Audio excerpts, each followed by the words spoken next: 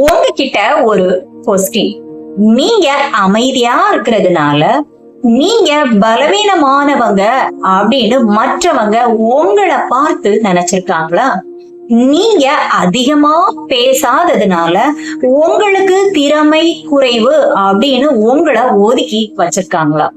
அல்லது நீங்க யாரிடமும் போட்டி போடல அப்படிங்கிறதுக்காக நீங்க புத்திசாலி இல்ல, உங்களுக்கு திறமை குறைவு அப்படின்னு முடிவே பண்ணிருக்காங்களா? அப்படின்னா இந்த காணொளி உங்களுக்கானதுதாங்க. இந்த உலகத்துல புத்திசாலிகள் யார் தெரியுமா? அதிகமா கத்தி பேசுறவங்க இல்ல. யார் ஒருத்தர் ரொம்ப அமைதியா அனைத்தையும் கவனிச்சுக்கிட்டு கற்றுக்கொண்டே இருக்கிறாரோ அவர் தாங்க புத்திசாலி.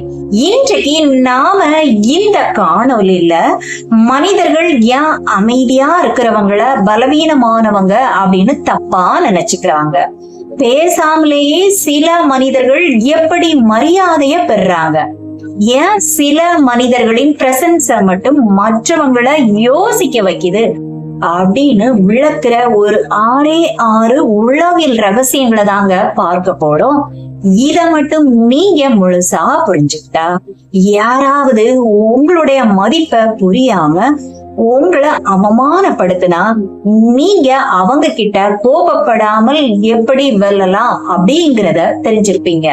உங்களுடைய அமைதிய ஒரு பலமா மாத்திர வித்தைய கற்றுக்கொண்டு இருப்பீங்க. நீங்க அடுத்தவங்களுடைய அங்கீகாரத்தை தேடி ஓடுற மனநிலையிலிருந்து எப்படி வெளியே வரலாம் அப்படிங்கிறதையும் தெரிஞ்சு வச்சிருப்பீங்க. அதனால கடைசி வரைக்கும் எதையும் மிஸ் பண்ணாம பாருங்க. வணக்கம் நட்புகளே, இது கதை பாக்ஸ் தமிழ் சைக்காலஜி. நான் சுபா. இப்ப நாம ஃபர்ஸ்ட்ல பார்க்க போறது the psychology of misjudgement. அதாவது மனித மூளைக்கு ஒரு பழக்கம் இருக்குங்க. எதை பார்த்தாலும் அதுல யதார்த்தமா இருக்கிறத, பார்க்கிறதுக்கு எளிமையா இருக்கிறத உடனே நம்பிடும். அதாவது இப்ப ஒருத்தர் அதிகமா பேசிக்கிட்டே இருக்கிறாரு, எல்லா விஷயங்களுக்கும் கருத்து சொல்லிக்கிட்டே இருக்கிறாரு, குறிப்பா தன்னை பற்றி விளம்பரம் பண்ணிக்கிட்டே இருக்கிறாரு அப்படின்னு வச்சுக்கோங்க. மனித மூளையோட கவனம் உடனே அவர் முக்கியமானவர் அப்படின்னு அவங்கள பார்த்து போக்கஸ் பண்ண ஆரம்பிச்சிடும். ஆனா ரொம்ப அமைதியா சாந்தமா எல்லா விஷயங்களையும் அப்சர்வ் பண்ணிக்கிட்டே இருக்கிறாரு பாருங்க, அவங்க கிட்ட இருந்து நமக்கு எந்த ஒரு தகவலும் கிடைக்க வாய்ப்பே இல்லை. அந்த இடத்துல ஒரு வெற்றிடம் உருவாகும் இல்லையா? அந்த வெற்றிடத்தை மூளை தன்னுடைய கற்பனையால் நிரப்ப ஆரம்பிக்கும். இந்த இடத்துல தாங்க நிறைய மனிதர்கள் தப்பே பண்றாங்க. அதாவது அமைதியா சாந்தமா இருக்கிறவங்களை பார்த்து பலவீனமானவங்க அப்படின்னு தப்பா நினைச்சுக்கிறது. இந்த உலகத்துல மிகவும் மதிப்பு வாய்ந்த சாதனையாளர்கள் அத்தனை பேரும் ஆரம்ப காலகட்டத்துல மிகவும் குறைவாக மதிப்பிடப்பட்டவங்க தான் அப்படிங்கிறத நாம மறந்துட கூடாது. இந்த உலகம் எப்பொழுதும் சத்தத்தை தாங்க முதல்ல கவனிக்கும், அதற்கு அப்புறம் தாங்க அதோட ஆழத்தையே புரிஞ்சுக்கும். அதனால உங்களுடைய மதிப்பை தெரியாம யாராவது உங்களை குறைச்சி மதிப்பிட்டாங்க அப்படின்னா இது உங்களுடைய மதிப்புக்கான ஆதாரம் இல்லைங்க, அது அவர்களுடைய கணிப்புக்கான ஆதாரம் அப்படிங்கறத நீங்க புரிஞ்சுக்கணும். இப்ப நாம இரண்டாவதா பார்க்க போற விஷயம் த அப்சர்வர்ஸ் பாரடாக்ஸ்.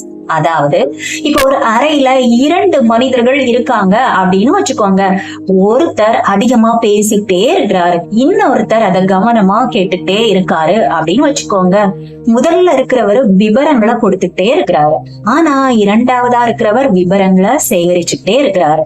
இப்போ இங்க யாருக்கு அதிக அட்வான்டேஜ் இருக்கு அப்படின்னு எடுத்துக்கிட்டீங்கன்னா அந்த இரண்டாவதா இருக்க மனிதருக்கு தான் பெரும்பாலான சமயங்கள்ல, இல்லையா? ஏன்னா அவர் அமைதியா இருந்து அத்தனையும் புரிஞ்சுக்கிறார், ஆனா அவரை யாராலையும் புரிஞ்சுக்க முடியாது. இத தாங்க உளவியல்ல த அப்சர்வர்ஸ் அட்வான்டேஜ் அப்படின்னு சொல்லுவாங்க. பொதுவா அமைதியா இருக்கிறவங்க கிட்டதாங்க நிறைய தகவல்கள் கொட்டி கிடக்கும்.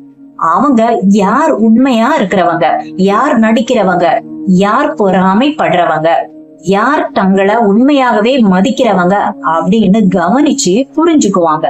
அதனால அமைதியா இருக்கிறது அப்படிங்கிறது தகவல் இல்லாத நிலை இல்லைங்க, அதுதாங்க தகவல்களை சேகரிக்கும் நிலை. இத மட்டும் நீங்க முழுசா புரிஞ்சுக்கிட்டீங்க அப்படின்னா அமைதியா இருக்கிறது பலவீனம் இல்ல, அதுதான் பலம் அப்படின்னு உணர்ந்துடுவீங்க. இப்ப மூன்றாவதா நாம பார்க்க போற விஷயம் என்னன்னா, the power of strategic silence. அதாவது இப்ப நிறைய பேர்கிட்ட ஒரு தவறான நம்பிக்கை இருக்கு.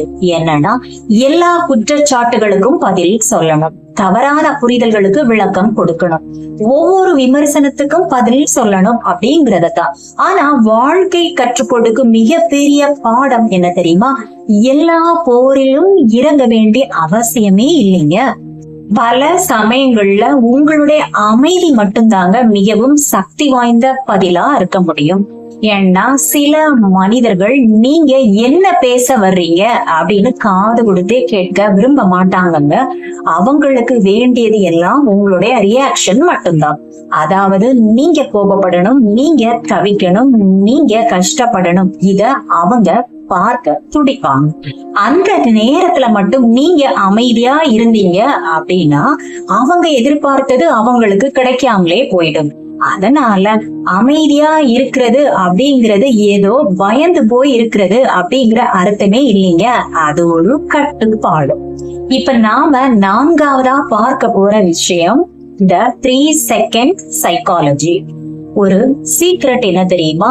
ரொம்ப முதிர்ச்சியான மனிதர்களுக்கும் ரொம்ப சாதாரணமா இருக்கக்கூடிய மனிதர்களுக்கும் இடையே ஆன வித்தியாசம் என்ன தெரியுமா? வெறும் 3 நொடிகள் தாங்க. அதாவது யாராவது அவமதிச்சா உடனே பதில், யாராவது தூண்டினா உடனே கோபம், யாராவது புறக்கணிச்சா உடனே மனவேதனை. இதுதாங்க பெரும்பான்மையான சாதாரண மனிதர்களின் பேட்டர்ன். ஆனா மிகவும் சக்தி வாய்ந்த மதிப்பு மிக்கவர்கள் ஒரு 3 நொடிகள் பாஸ் எடுப்பாங்க, 3 நொடிகள் யோசிப்பாங்க, அதற்கு அப்புறம் தாங்க பதிலே சொல்லுவாங்க. இந்த 3 நொடிகள் தாங்க அவங்க வாழ்க்கையோட ஸ்டியரிங் வீல்.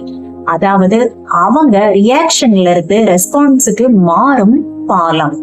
இத மட்டும் நீங்க உங்க வாழ்க்கையில பழக்கப்படுத்திக்கிட்டீங்க அப்படின்னா உங்களை அவமானப்படுத்த நினைச்சவங்களுக்கு உங்களை கையாள்றது மிகவும் சிரமமா ஆயிடும்.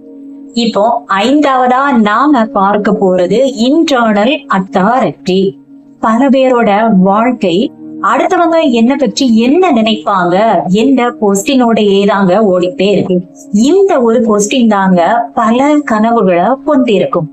ஆனா வாழ்க்கை எப்பொழுது மாற ஆரம்பிக்கும் தெரியுமா?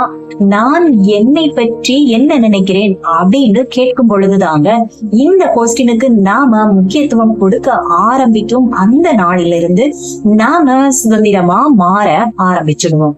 நம்முடைய மனநிலைக்கு நாம தாங்க உரிமையாளர், அடுத்தவங்க காரணமா இருக்க மாட்டாங்க. இதுதாங்க உண்மையான இன்டர்னல் அத்தாரிட்டி, உண்மையான தன்னம்பிக்கை. இப்போ ஆறாவதா நாம பார்க்க போற விஷயம் என்னன்னா the moment of regret. அதாவது நீங்க உங்களை பற்றி யாரிடமும் நிரூபிக்க முயற்சி செய்யாம உங்க வேலைகளை அமைதியா செஞ்சுக்கிட்டு உங்களுடைய திறமைகளை வளர்த்துக்கிட்டு நீங்க உங்களுடைய வாழ்க்கைய வளமா கட்டமைக்க ஆரம்பிச்சீங்க அப்படின்னா ஒரு விஷயம் நடக்கும். என்ன தெரியுமா? உங்களை புறக்கணிச்சுட்டு உங்களை குறைவா மதிப்பிட்டவங்க அத்தனை பேருக்கும் நீங்க புதுசா தெரிவீங்க. அவங்க அத்தனை பேரும் உங்களை திரும்பி பார்க்க ஆரம்பிப்பாங்க. ஏன் தெரியுமா? அவங்க உங்களை பற்றி கணிச்சது இப்பொழுது தப்பா போயிடுது.